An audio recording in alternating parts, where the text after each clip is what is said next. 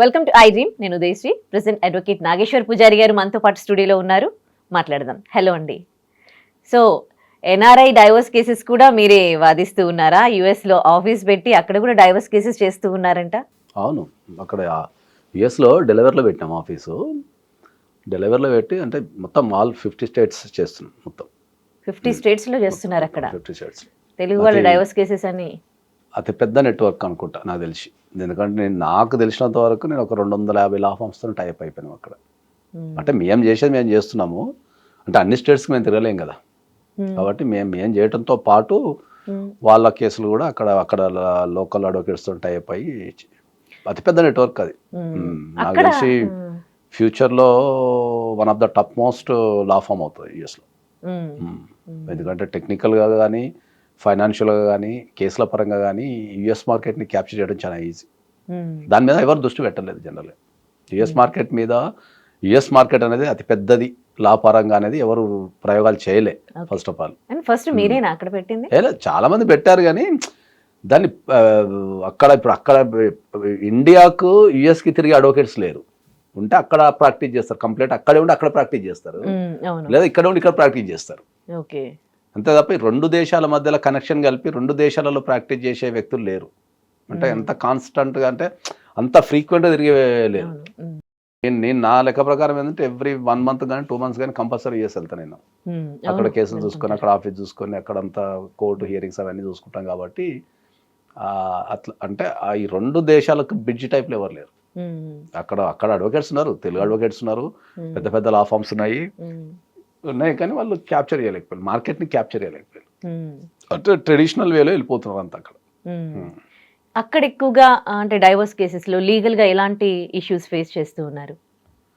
అక్కడ మన తెలుగు వాళ్ళల్లో లీగల్ ఇష్యూస్ ఏముంటాయి అంటే ఎక్కువ మనకు వచ్చే ప్రాబ్లం ఏంటంటే ఫైనాన్షియల్, వీసాలు, తర్వాత ఫ్యామిలీ ఇన్వాల్వ్మెంట్, బిహేవియర్స్, ఇవి చాలా ఉంటాయి. ఎఫైర్స్ కూడా ఉన్నాయి, ఎఫైర్స్ ఇవన్నీ చాలా ఉన్నాయి. కాకపోతే ఏంటంటే ఎన్ఆర్ఐ డైవర్స్ కేసెస్ అనేది చాలా complicated. NRI divorce cases, especially Telugu divorce cases అనేది చాలా కాంప్లికేటెడ్. మీరు అడగచ్చు, అదే అందుకే అడుగు ఎలా అంటలేవని నేను అడిగిన. మాట్లాడినివ్వరు కదా అని. అయితే ప్రాబ్లం ఏమైందంటే ఏంటంటే వాళ్ళ ఆత్మ ఇక్కడ ఉంటాయి. ఆత్మ, కల్చరు, ఆస్తులు, చుట్టాలు, రిలేషన్స్, సాంప్రదాయాలు, కట్టుబాట్లు అన్నీ ఇక్కడ ఉండిపోతాయి. ఓన్లీ వాళ్ళ బాడీలో అక్కడ ఉంటాయి. ఓకే, వాళ్ళు పూర్తిగా అక్కడ చేయలేరు డైవర్స్, పూర్తిగా ఇక్కడ చేయలేరు. ఎందుకంటే ఫైనాన్షియల్ కనెక్షన్స్ కానీ, రిలేటివ్స్ కానీ, లేకపోతే ఆస్తులు కానీ, సాంప్రదాయాలు కానీ అన్నీ రెండు మిక్స్డ్ ఉంటాయి కదా. మిక్స్డ్ ఉన్నప్పుడు ఏమైందంటే ఇప్పుడు అక్కడ నివసించే ఎన్ఆర్ఐ జంటలున్నారు అనుకుందాం, వాళ్ళకి పెళ్ళైన తర్వాత వాళ్ళు అక్కడ డైవర్స్ తీసుకున్నారు అనుకో, ఓకే, అక్కడనే వ్యాలిడ్ అది యుఎస్లో. మళ్ళీ ఇండియాలో వ్యాలిడ్ కావాలంటే మళ్ళీ దాన్ని నువ్వు ఆ డైవర్స్ని ఇక్కడ వ్యాలిడేట్ చేసుకోవటమో, లేదా మళ్ళీ నువ్వు కొత్తగా డైవర్స్ తీసుకుంటూ చేయాలి కంపల్సరీ. నువ్వు ఓన్లీ అక్కడ డైవర్స్ తీసుకొని ఖాళీ కూర్చొని నాకు డైవర్స్ అయిపోయిందంటే వర్కౌట్ కాదు. మళ్ళీ నువ్వు అక్కడ తీసుకున్న డైవర్స్ని మళ్ళీ ఇండియాకి వచ్చి దాన్ని కోర్టులో వ్యాలిడేట్ అన్నా చేసుకోవాలా. ఓకే, లేదా మళ్ళీ నువ్వు ఫ్రెష్గా అప్లై చేసుకోవాలా. చేసుకోకపోతే ఏమవుతుంది? వాళ్ళిద్దరు భార్య భర్తలే. That is the problem, biggest problem అది. ఇక్కడ డైవర్స్ తీసుకుంటే మళ్ళీ యుఎస్ వ్యాలిడ్, ఇక్కడ ఎవరైనా డైవర్స్ తీసుకుంటే యుఎస్ లో వ్యాలిడ్. ఓకే, ఇక్కడ తీసుకుంటే యుఎస్ లో వ్యాలిడ్ అవుతుంది, కానీ అక్కడ తీసుకుంటే ఇక్కడ వ్యాలిడ్ కాదు, డైరెక్ట్ వ్యాలిడ్ కాదు. సో మరి ప్రాబ్లం ఏమైందంటే వాళ్ళు అక్కడ ఉంటారు, ఇక్కడ డైవర్స్ తీసుకోలేరు. అంటే వాళ్ళ వర్క్ పరంగా అక్కడ ఉంటారు, కేసులు ఇక్కడ ఉంటాయి కదా అని. అట్లా ఈ రెండింటిని బ్యాలెన్స్ చేసి, అంటే తెలుగు రాష్ట్రాలలో ఈ రెండింటిని, అంటే ఈ తెలుగు రాష్ట్రాల్లో ఎక్కడైనా సరే నువ్వు ఆంధ్రప్రదేశ్ అండ్ తెలంగాణలో ఎనీ కోర్టు, లేదా యుఎస్లో ఎంటైర్ 50 స్టేట్స్ ఎక్కడున్నా సరే మనం చేసినంత పర్ఫెక్ట్ ఎవరు చేయలేరు. ఎందుకు అంటే మనకు యుఎస్లో ఉన్న 50 స్టేట్స్కి సపరేట్ లా ఉంటుంది, స్టేట్ వైజ్ లా అవన్నీ చదవాలా. ఓకే, మళ్ళా దాని కనెక్షన్ ఇక్కడ ఉంటాయి. అవి ఉండేది అక్కడ కదా, కనెక్షన్స్ ఇక్కడే కదా. ఆస్తులు, అవి తల్లిదండ్రులు అనుకో, మెయింటెనెన్స్ అనుకో, పిల్లలు అనుకో, అక్కడ రూల్స్ వేరు, ఇక్కడ రూల్స్ వేరు. సో యుఎస్ డైవర్స్ అనేది యుఎస్ ఎన్ఆర్ఐ డైవర్స్ అనేది చాలా కాంప్లికేటెడ్ ఇష్యూ, చాలా కాంప్లికేటెడ్. ఎందుకంటే వాళ్ళు పూర్తిగా అమెరికన్ అడ్వకేట్స్ మీద ఆధారపడలేరు, అట్టాని పూర్తిగా ఇండియన్ అడ్వకేట్స్ మీద కూడా ఆధారపడలేరు. ఎందుకంటే ఇక్కడ అడ్వకేట్స్కి అక్కడ రూల్స్ తెలియదు, అక్కడ అడ్వకేట్స్కి ఇక్కడ రూల్స్ తెలియదు. క్లయింట్ ఇద్దరిని మేనేజ్ చేయలేక చచ్చిపోతుంటాడు. ఈ రెండు తెలిసిన వాళ్ళు కనుకోండి సేమ్ లాంగ్వేజ్లో మాట్లాడగలిగితే వాళ్ళకి ఇంకా బ్యూటిఫుల్ ఉంటుంది. అర్థమైందా?